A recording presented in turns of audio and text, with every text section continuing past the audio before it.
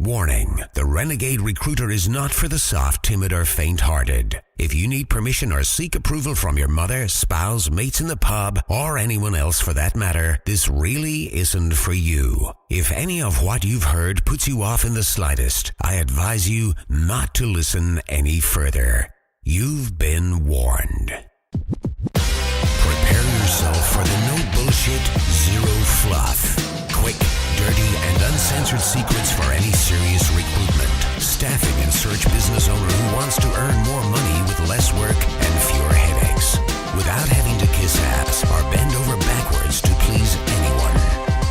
He's a relentless and fearless renegade who will stop at nothing to reveal the harsh, unforgiving, and brutal truth about what it really takes to succeed in this business. He's a guy people love to hate and hate to love. It's your host, Terry Edwards. The Renegade Recruiter is unleashed. Hello. This is Terry Edwards from terryedwards.com, the Renegade Recruiter unleashed. And welcome to this week's podcast. And of course, we're joined by our co-host, Drew. How are you, Drew? I'm good, thank you, mate. How are you? Yeah, very good indeed. Today, I wanted to share some with you, and I must confess, I was listening to another podcast, and he said something that really kind of struck a chord with me. I thought, yeah, it's a fair point. What I want to share with you is why you having problems with sales is costing you money. So let me repeat, why you having problems with sales is costing you money. About a week, probably longer than that, Drew, about 2-3 weeks ago, we were doing a webinar. And the webinar consists of, we want to give as much value as possible. So we give lots of free tips and guidance and things you can do to get some quick wins into your business. And we probably had about 100 or so people in on the webinar. One of the things that we encourage on our webinar is to get feedback. So you can post a question in the box and give us feedback and everything. And the webinar probably lasted for about an hour and 20 minutes or so.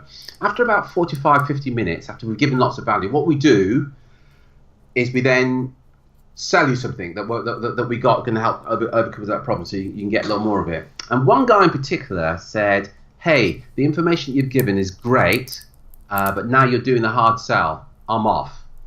I would have liked to have responded to him personally and say something like, are you kidding me? It was okay to take all the free stuff.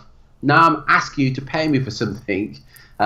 You've got an issue with that, which I found. But anyway, I couldn't. I think Drew just told him to go in no uncertain terms in the message box. And it kind of got me thinking in line with a webinar that I heard about a week or so ago. And it's this. If you have a problem with selling and you don't like it, you find it tacky or distasteful or whatever negative connotations you have with it, it's often a sign that you don't do it yourself. Because if you've got a problem with it, you're less likely to do it. Now, here's a problem with that is, if you are an owner or director of a recruitment or search firm, if you're in the recruitment or search industry, if you're just in the world of commerce, by the way, you have to sell. Now, you might not like that, but that's just the way of the world. It's estimated that if the world economy would collapse within about 48 hours if nobody sold anything. Think about that. If you don't sell to your prospects, but your competitors do, they're going to get the business and you won't. So they're going to get the money and you won't. If you think that by having the best recruitment service or the best candidates or the best CRM system or applicant tracking system or whatever, or the best website is a secret to your success, you're sadly mistaken. Well, I'd also say to you, if you're offering an excellent service that's going to enhance the quality of the businesses that you're talking to and also enhance the quality of the life of the candidates, I'll go so far to say it's your duty to sell your services. Now, I've got to say, if the service you offer isn't very good and you're not particularly proud of it and you probably rather that people didn't use it, then don't sell it. Yeah, you're doing the right thing. But if that isn't the case, I'd say to sell it. Anything to add to that, Drew? Yeah, again, I think it's a good point you made there. And I know you have mentioned it in other places before, that just the you thinking like, or you believing that it's your duty to become good at selling, and it's again, it's something that I 100% agree with, because like no matter how you look at it, like we are as a recruitment search manager, you in a problem solving business, right? We all are in a problem solving business. So you help your clients with the problem of finding the top candidate for their firm. It's a problem solving solution, right? When problems don't get solved, or I guess when problems don't get solved, so they either get ignored or they don't get fixed properly, it creates more problems. So again, if you want to serve your clients well, you need to become good at selling, because if you're not good at selling and your competitor is, and your competitor's not as good as you, it's your client that suffers. Well, it's you that suffer as well, because you miss out on a sale, but your client suffers as well. So, do you know what I mean? If you wanna serve your clients properly, it's your duty to become good at sales, good at selling. You're listening to the Renegade Recruiter Unleashed podcast. For show notes, additional resources, and podcast updates, head over to www.therenegaderecruiter.com. Yeah. We were talking about this earlier. I think it was Zig Ziglar that said that timid salespeople have skinny kids. I mean, how true is that?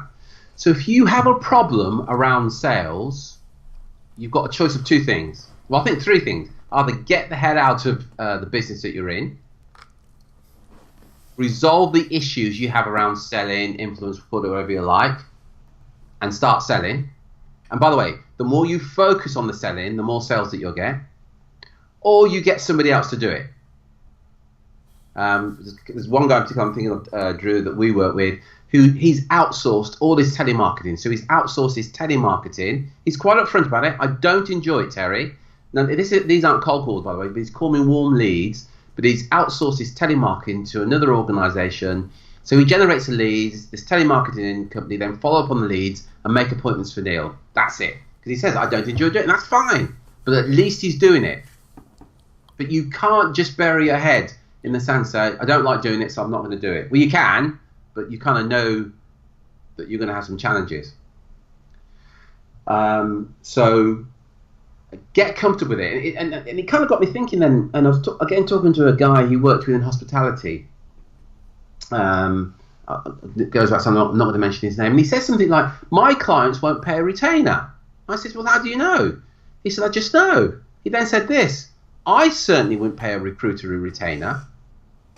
Now, here's what's interesting about it. That's the same with as a selling, because if you won't pay a recruiter to do a retained assignment for you, how can you expect to sell it? Because at some level what you're saying is, I don't believe in that. And you have a major problem there. And you could argue, oh, that's a different subject altogether. No, it's not. So whatever you believe, you're going to manifest in the way that you're communicating to your clients. If you don't believe in retainers, you don't think it's right for whatever reason, well, good luck on that, you're not going to be able to sell them. If you don't believe in selling, you think selling's distasteful, sleazy, too salesy, you really need to look at that. The thing that we've said before, it's your duty. If you're going to offer a service that's going to enhance the quality of the life for your clients or that of your candidates, it's your duty to sell to them.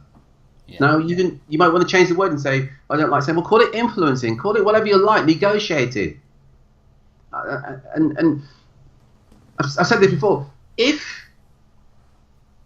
you think about it, in every area of your life, you've got to influence and sell people, be it your team, you've got to influence and sell to your team, be it your family, you've got children, anybody that's got children will tell you, you're constantly trying to influence and sell to your kids. And here's something to consider that I've read once, and I'm not sure who this comes from, is that if you can't influence and sell to your children, somebody else will.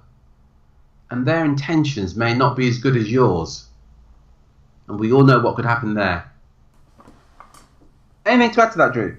Yeah, I think I can't remember if I've heard it either, but I mean I heard someone use that as a similar analogy, but say like it's either you get good at influencing, and so you can influence your children, or the drug dealer down the street does. Yeah, same thing. Yeah, absolutely right. Yeah, great point there.